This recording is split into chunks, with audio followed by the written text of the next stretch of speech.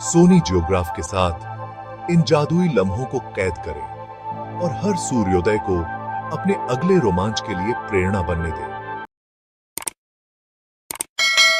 जलियांवाला बाग हत्याकांड, एक काला दिन। 13 अप्रैल 1919। यह दिन इंडियन हिस्ट्री में एक काले धब्बे की तरह है। इस दिन पंजाब के अमृतसर में जलियांवाला बाग में पीसफुल प्रोटेस्ट कर रहे लोगों पर ब्रिटिश सोल्जर्स ने गोलियां चला दी थी। इस घटना को जलियांवाला बाग हत्याकांड कहते हैं और यह ब्रिटिश राज की क्रूरता दिखाता है। हजारों लोग जलियांवाला बाग में इकट्ठा हुए थे। वो रोलेट एक्ट का विरोध कर रहे थे, जिसमें बिना मुकदमे के किसी को भी जेल में डाल सकते थे। यह प्रोटेस्ट शांतिपूर्ण था। इसमें औरतें, बच्चे और बुजुर्ग भी थे। शाम को ब्रिगेडियर जनरल रेजिनाल्ड डायर अपने सिपाहियों के साथ वहां पहुंचे और बिना कुछ कहे गोलियां चलवा दी। वहां से भागने का कोई रास्ता नहीं था और लोग गोलियों से बचने के लिए इधर उधर भाग रहे थे। यह हत्याकांड तब तक चलता रहा जब तक गोलियां खत्म नहीं हो गईं।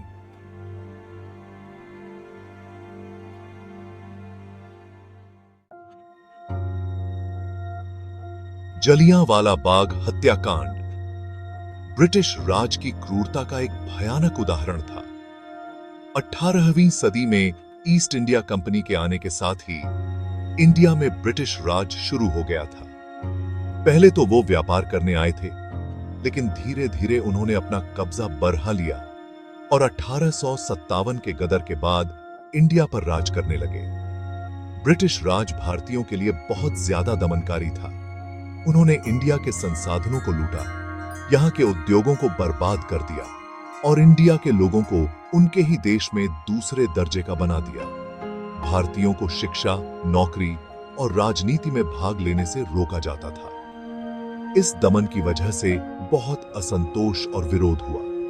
19वीं सदी के आखिर में इंडियन नेशनलिज्म का उदय हुआ और 20वीं सदी की शुरुआत तक यह एक बड़ा आंदोलन बन गया। जलियांवाला बाग हत्याकांड ने इस आंदोलन को और मजबूत बना दिया।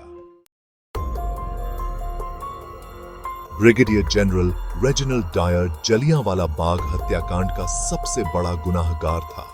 उसे अमृतसर का कसाई भी कहा जाता है। डायर एक ऐसा इंसान था जो भारतीयों को नीचा समझता था। उसका मानना था कि क्रूरता और दमन ही भारतीयों को काबू में रखने का एकमात्र तरीका है। जलियांवाला बाग में गोलियां चलवाते समय डायर चाहता था कि लोग डर जाएं और ब्रिटिश राज के खिलाफ आवाज ना उठाएं। डायर के इस काम की इंग्लैंड में भी आलोचना हुई, लेकिन बहुत से लोगों ने उसका साथ दिया और उसे हीरो माना। डायर को आखिरकार सेना से निकाल दिया गया, लेकिन उसे अपने किए की सजा कभी नहीं मिली। जलियांवाला बाग हत्याकांड ने डायर को इतिहास के सबसे क्रूर लोगों में से एक बना दिया। जलियांवाला बाग हत्याकांड का इंडियन स्वतंत्रता संग्राम पर बहुत गहरा प्रभाव पड़ा। इस घटना ने इंडियन लोगों को ब्रिटिश राज की क्रूरता और अन्याय के बारे में बताया। इसने देशभक्ति की भावना को और मजबूत किया और लोगों को ब्रिटिश राज के खिलाफ लड़ने के लिए प्रेरित किया।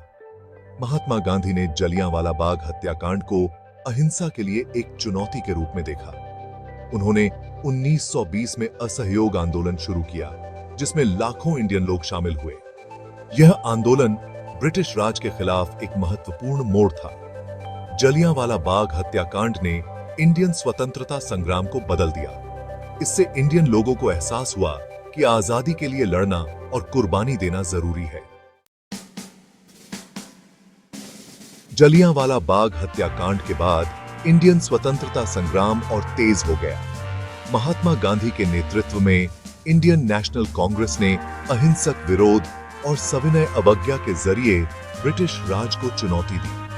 कांग्रेस ने इंडिया के लिए पूरी आजादी की मांग की। दूसरे विश्व युद्ध के बाद ब्रिटिश कमजोर हो गए थे और उन्हें इंडिया को आजाद करना पड़ा। 15 अगस्त 1947 को इंडिया को आजादी मिली। यह एक लंबी और कठिन लड़ाई का नतीजा था, जिसमें बहुत से लोगों ने अपनी जान दे दी। आजादी के बाद इंडिया ने एक ऐसा संविधान अपनाया जो लोकतंत्र, धर्मनिरपेक्षता और समाजवाद पर आधारित था। इंडिया आज दुनिया का सबसे बड़ा लोकतंत्र है। जलियांवाला बाग हत्याकांड हमें याद दिलाता है कि आजादी कितनी महत्वपूर्ण है और क्रूरता और अन्याय का विरोध करना कितना जरूरी है। यह घटना हमें सिखाती है कि हमें अपने अधिकारों के लिए हमेशा आवाज उठानी चाहिए और गलत के खिलाफ लड़ना चाहिए। जलियांवाला बाग हत्याकांड के शहीदों का बलिदान हमें प्रेरित करता है कि हम एक ऐसा समाज बनाएं जो न्याय, समानता और स्वतंत्रता पर आधारित हो। यह हमारा कर्तव्य है कि हम इस घटना को याद रखें और आने वाली पीढ़ियों को इसके बारे में बताएं। जलियांवाला बाग हत्याकांड इंडियन इतिहास का एक दुखद अध्याय है, लेकिन यह हमें याद दिलाता है कि हमें अतीत से सीखना चाहिए और एक बेहतर भविष्य बनाना चाहिए।